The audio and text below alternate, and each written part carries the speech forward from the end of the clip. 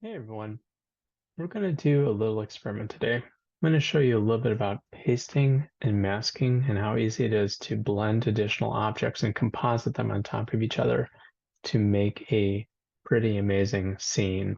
Especially with SDXL, it's a little hard to get in painting to work properly. And so I found that this is a very consistent way to get exactly the type of scene that you're looking for. So I built a very initial scene here, has the basic components that you normally would have. You have your checkpoint, you have your empty latent image, starts you off, a sampler. You have, I'm using the Mile High styler, which is great for styling your prompts as well as having the prompts together, but you can use just the regular text prompts as well. Uh, and additionally, the normal encoding as well as the decoder and your preview. And you can see I set up a little scene here, very basic, just an environmental type shot, right? Kind of an empty slums kind of background, no real action going on. And we're going to add elements to it and blend them together, and you'll see exactly how easy this thing is. So first things first, there's a couple extra packages you are definitely going to get to be able to have a very efficient flow. Definitely recommend getting the node nesting package and also the impact package as well. Nesting basically lets you group things together, so it kind of cleans your workspace. And then the impact one introduces other items like the preview bridge, which lets you kind of stream your images into other areas of your workflow. And there's a whole bunch of other features too. So just for starters, with that nesting package, I'm going to clean a few things up here just to clean it, make it a lot simpler. First, I'm going to just kind of group these guys together here just so you can go nest them. You can call it whatever you want. So I'm going to just call it the prompt. Right, you can see it kind of groups them together, and I'm going to just collapse that just to, again, clean it up here. So it's over here to the side. And then additionally, right, as a preview image, you can see there's no output here. So we're going to actually replace this with that preview bridge I was talking about. So here, if I'm searching here and I search for bridge, I see preview bridge. I don't need that anymore. I got rid of it. And if I just re-render, since I used a fixed seed here, I don't have to actually go through and re-render the whole scene, but you can see here on the right-hand side, you now can continue the pathway down as much as you want. And so just thinking kind of off the cuff of what we want to generate here, I might want to have a kind of a dumpster. Let's call it a dumpster that's on fire, right? That's going to be kind of exciting here. So we're going to, I'm going to just make sure everything is unlocked, which it is, great. I'm just going to copy all of my sort of rendering components here, and I am going to just paste them over here. Sometimes by the way, you'll see as you start to drag things around, it may disappear or your screen becomes blank. And if you just hit, refresh your screen, Control R, that browser, most of all those items will come back. And so here in this case, right, we said we're going to do a dumpster fire. Now we don't need the resolution, obviously, to be as big because we want it to be a little quicker in terms of the rendering. So we're just going to make it 1024 by 1024. And you can vary the seed if you want. I just pick random seeds, again, keeping it fixed. And as you're going along, you can obviously make your scenes more detailed by including a larger number of steps. But for this quick example, we're going to keep them low. And right, everything is still kind of hooked up the way it should be. So you don't even have to do much in terms of changing things up. And this time we're going to do a dumpster caught on fire. And we're going to do a wide angle shot. Right? So we're just going to do another preview bridge. That's going to be my go-to now to preview stuff because I think it's pretty easy to use. And let's see if we can render. You can see it's starting to render stuff out here. And here we go. Awesome. Now, one thing I did notice, right? So this is during the daytime, this is during the nighttime. Obviously, it's good to have a similar type of scene. So might want to say here, nighttime, just so that you get all the kind of similar type of environmental effects. So when you start to blend, it doesn't have any sort of issues, good shadow effects, etc. And so you can see here, right? So we have our dumpster here, it's on fire, and we're going to be pasting that directly into this scene. Now, the question is, well, so how do we bring and cut this and paste this in here? This is where cutting and pasting by mask is really, really helpful. So first things first, I'm going to take my image here, pull down. It's usually not here in the preview. I actually have to search for it, but I'm going to be cutting out of this area, right? And the image is obviously automatically selected. You'll see it's looking for a mask. There is, by the way, a different package that you can get sometimes that actually has the masking automatically converted, but in this case, you can see this normal cut by mask is not. So you can see mask is green. You can see the mask here is looking for an image. So you're going to have to convert this over, but basically just drag it down, turn it into an image, and then drag the resulting image into that mask. See, you've connected it completely. Don't have to change any settings. And now this is completely cut out. At the same time, we're going to be, obviously, like we said, we're going to be pasting by mask. So we're going to bring this guy down. I'm going to search. I'm going to search for paste by mask. And so here's the interesting settings that we're going to take a look at here. So first of all, your image base is kind of like your background, right? So that's the scene here. So it's connected properly. The image to paste is the thing we've cut out. So in this case, it's going to be this, though we haven't masked it yet. And we're going to get to that in a second, but we're just going to connect it up. And so the result of the cut by mask, we're going to bring over here and we're going to put it over there. Now let's just quickly mask this guy out just so we have that. So in that impact package that we talked about, one of the great options in the preview bridge is the SAM detector. Highly, highly recommend it because you don't have to mask all the little details here. You can in fact just click a couple of different areas here and detect, and it should grab most of it. You may have to add a couple of items here just to get a couple of the details and detect again. All right, great, this is good. Yeah, and actually I'm gonna grab one more little piece here as well. You can see this is really great. Now, you can definitely clean this up if you save it. You can see, all right, it gets a lot of it, but there's some extra areas I want to just add as well. So I'm going to actually go into the Open Mask Editor to kind of finish the cleanup. Increase my little zoom here, do a little bit of touch up here on what else I want to bring in. Right, let's say I want to bring a little bit of that fire here over the top. Awesome. And I'll save it. Okay, great. So now I've cut it. I have my cut done. I'm ready to paste it. I've already hooked it up. Now the last place is, well, where do you want to put this, right? So we're going to go up to our scene here. You can obviously create additional preview bridges to have the kind of background scene by itself, but I actually like to just paint directly onto it and continue to use it and, repeat this process over and over again.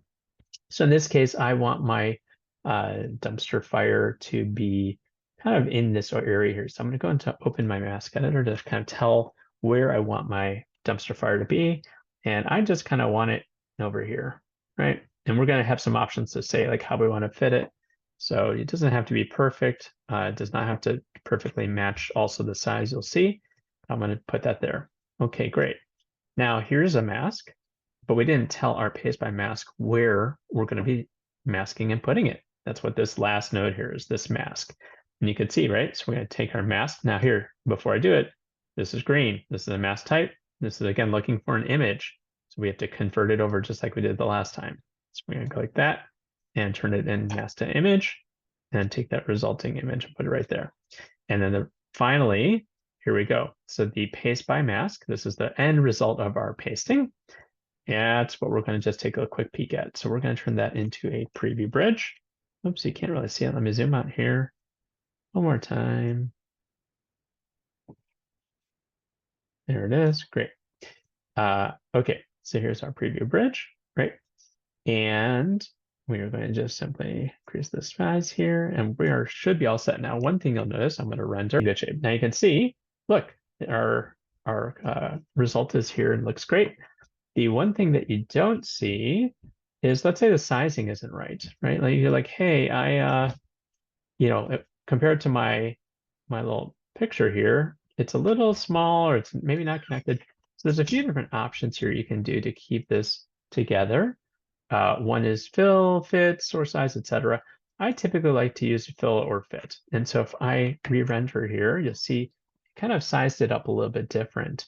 And this is all based on how you set up your mask. So let's say I wanted it to actually be a little further in the distance, more kind of in the background. All I have to do now is just edit my mask and just tell where I want to put this thing. I want to put it here in the back and then just re-render. And there it is. You see how quick that is? Because it doesn't have to re-render the whole scene yet. We're just simply kind of cutting and pasting and putting things where we want. So this is all great. Now, of course, you don't see shadows. Of course, you don't see any of the reflections yet because you're literally compositing your images on top. And now the last stage after we do this multiple times is to kind of blend it all together. And when you blend it and re-render it, that's when it says, ah, there's a fire here. It should be casting a red glow and a reflection and a shadow, et cetera, et cetera. So we're going to get to that. We're going to do one more cut and paste here, just again to show you how easy this thing is. We're going to copy this guy here. We'll paste him down here. Okay, great. And our final scene item here, right? So let's look at our picture here. So let's say I want a person standing here, right? Maybe someone holding a newspaper or something of that nature, just to give it the rest of the scene here. So we'll just say here, kind of a ragged person, ragged man, holding newspaper, shabby clothes, wide angle shot. Now I typically do wide angle shot a lot because that will make sure that we get the whole person. Sometimes you may want a close up. In fact, that's an option too. You can have them like close up in the front of the scene. That's also an option. But for this case, we're just going to do a wide angle shot here. We're going to grab our little output here. And let's do our bridge again. And let's do a quick render. Okay, great. Again, nighttime and daytime, right? Again, you may want to keep it similar. So we're going to say night shot, nighttime. And we'll say highlights, say street light reflections. All right, great. Now you see he has the right reflections, everything's going to be great. Now, similar to last time, right? We remember what we did. We have to cut and then we have to paste, and obviously we need to mask, kind of both the item we're cutting out as well as where we're pasting it. So we're going to start actually this time in reverse. Again, this is great because the order doesn't necessarily matter. In this case, I'm going to start by masking things out. One thing when you use the SAM detector, you'll see that it contains the same dots as last time. You can just clear those out and you can just detect. And that's pretty good, actually. It gets everything, some darkness here. We're going to actually clean that up again with our masker, right? Some extra areas here. You want it to be as kind of clean as possible. Does not have to be picture perfect, but could be close. You can see there's a little bit of highlight around here. You may want to touch up here, but that's good enough. And then here, so where do we want to put this guy? So he's pretty kind of out in front. You don't see his legs, etc. So we are going to actually draw on our already pasted picture, right? Again, this is a continue to work this thing out, and we're going to put him kind of here out in the front. And now this is great, but we now have to connect it together. So we're going to, once again, we're going to cut this guy out. So we're going to search for cutting. And this is great. We're going to mask again. The mask is the wrong type, so we're going to convert that to an image and bring the mask in. All right, so we've got the cut part done. And we're going to create a new paste by mask. So we're going to drag this guy right here. And I say paste by mask. Okay, this is the source scene. So that's image to base. This is our cut scene. So this is our image to paste.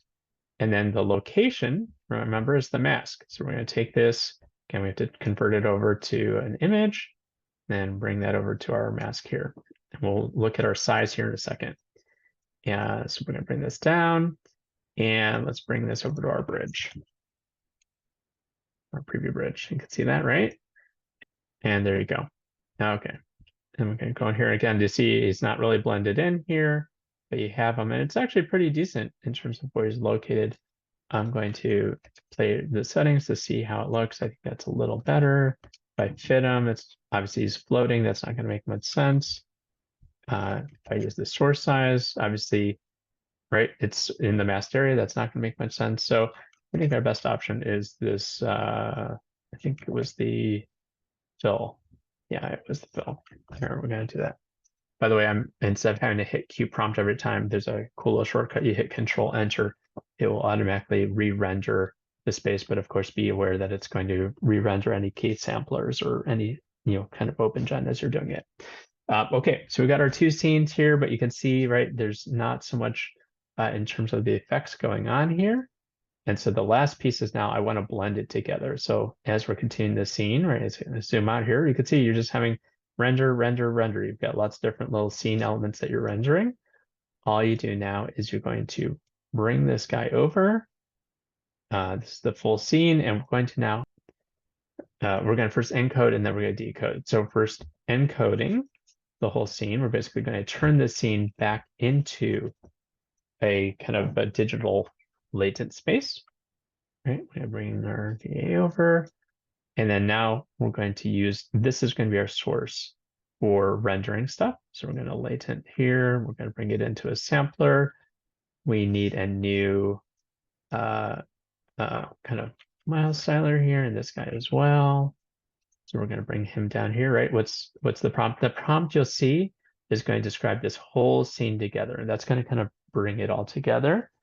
So we'll do that in a second. Let's see here. So we need our model, which we're just going to snag this guy over here. We're going to grab our conditioning, right? Our positive and our negative. Great. And then finally, we're going to bring the latent together here. This is going to go into here, and then this is going to be our resulting image, right? Now I'm going to just preview it here, just so we can take a look at our final image. Now, one thing to keep in mind is the final piece.